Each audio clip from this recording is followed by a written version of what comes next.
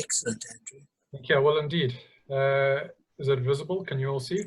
Yes, we can see. Good. Let me just turn it into presentation mode. Right.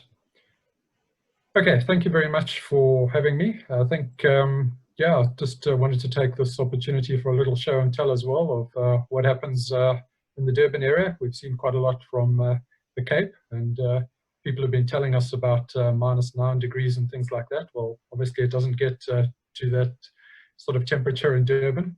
I think up here in Kruger we get 5 or 6 degrees some mornings, which is cold for us. But yeah, what I've done is I've just put together a couple of photos that I've taken in the garden during lockdown. So all of these photos are in the last 3 months and all from my garden.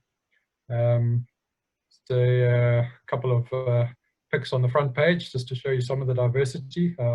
Lots of spiders. The one on the bottom right, my daughter walked into the bathroom and saw that on the window and nearly had a heart attack. It's about the size of her hand. And as you can see, frogs and moths and praying mantis, etc.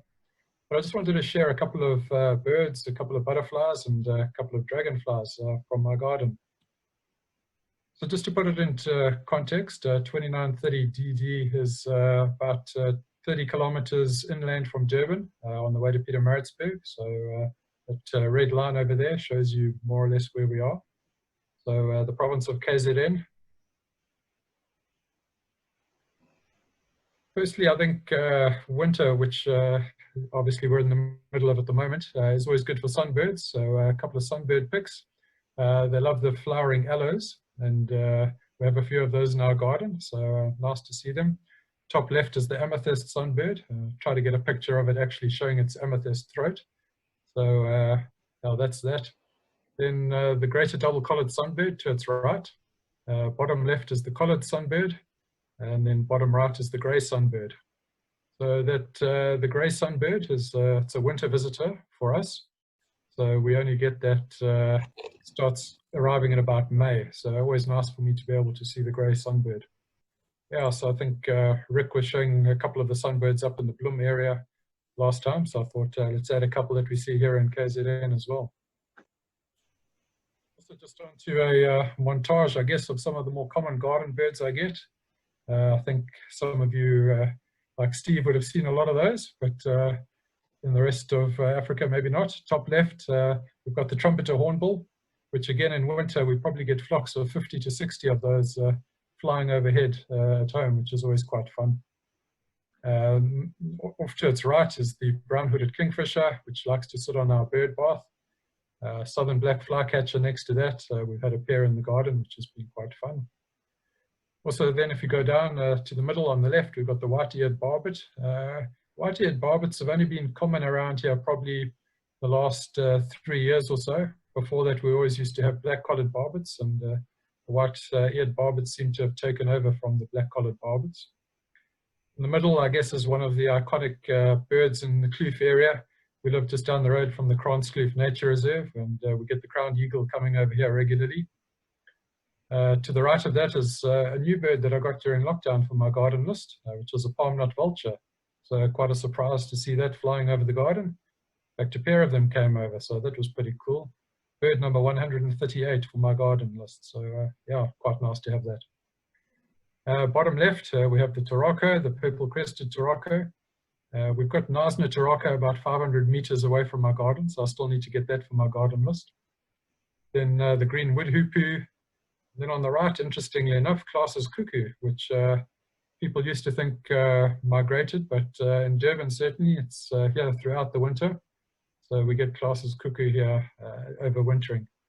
In summer, Klaas's cuckoo is joined by quite a few of the other cuckoos. We get red-chested cuckoo, we get African emerald cuckoo, and we get Deirdrick's cuckoo as well. So yeah, lucky to have quite a few cuckoos in the garden, and nice to still see one during winter. Just moving on to a couple of the butterflies. Steve would probably be better placed than me to go through these, but yeah, I just put together a couple of the more colorful ones seen in the garden. I try to leave some of the swifts and skippers and all those others out of it. Top left, we've got the fig tree blue, which is always nice to see in the garden. Then a soldier pansy. Next to that, the soldier pansy is pretty aggressive in the garden. It patrols up and down the bank where it lives and chases everything else off in its wake. Dusky acrea, I know it's got a new name, sorry, but it comes in many different forms and colors, and that's obviously one of the orange forms. Middle left there, you'll see I had a green-veined Caraxus that landed in the tree, and I was quite excited to go and photograph it. And as I tried to go and photograph it, I saw a praying mantis that nabbed it. So praying mantis had just been sitting there opportunistically, and the Caraxus landed, and the mantis nabbed it and proceeded to eat it. So that's a picture of the mantis eating the green-veined Caraxus. Next to that is a silver-barred Caraxus, and then a white-barred Caraxus. So fortunate to have quite a few Caraxes in the garden. Bottom left is an eastern scarlet, followed by a southern sapphire, which was also new for me, so the first time I'd ever seen these. So not having butterflied for years and years, it's nice to get some new ones even in your garden. And then a female common diadem next to that. I was just looking at the quarter-degree square where we live, and they've had 236 butterflies recorded just in that quarter-degree square. So yeah, quite fortunate to live in a very butterfly-rich area, as well as lots of birds and dragonflies too, which we'll see now. I think last week on the call we spoke about how difficult it is to identify skimmers. The top left we've got a Julia skimmer, which is kind of your common default skimmer. I connected with John Wilkinson after he was on the call a couple of weeks ago, and John's been very helpful in giving me a crash course on skimmers and the PTs and the AX veins and the RSPL loops and all the rest of it. So yeah, also getting into dragonflies at the moment. Next to that, if you zoom in, you'll see that it's actually a bold skimmer, which we had in the garden, which was very nice as well. Bottom left is an epaulet skimmer, and then bottom right is a violet dropwing. So those are some of the dragonflies. And then just a couple more over there. It's also nice to get male and female. So got a male and female red vein dropwing on the top of the screen, and then on the bottom of the screen is the Lucia widow, male and female as well. So yeah, I think very privileged just to be able to live in an area where biodiversity is very high. I think what lockdown did was give me a chance to connect with my camera again.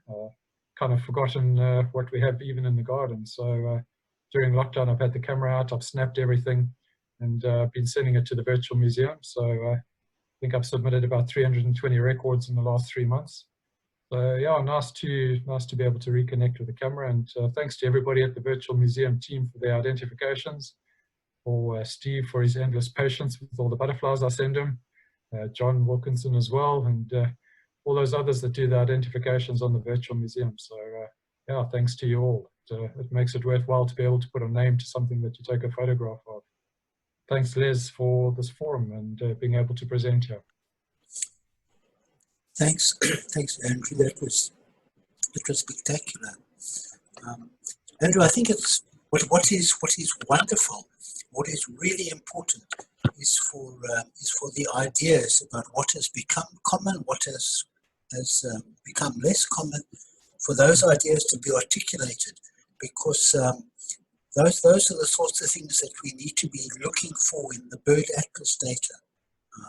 So there's ideas about changing barbet distributions. We must really sort of get in and have a look at that. There's just so many species. It's actually impossible to actually keep an eye on where all of them are changing everywhere. So, yeah. So the hunches that people have, please send them on so that we can actually have a look and check up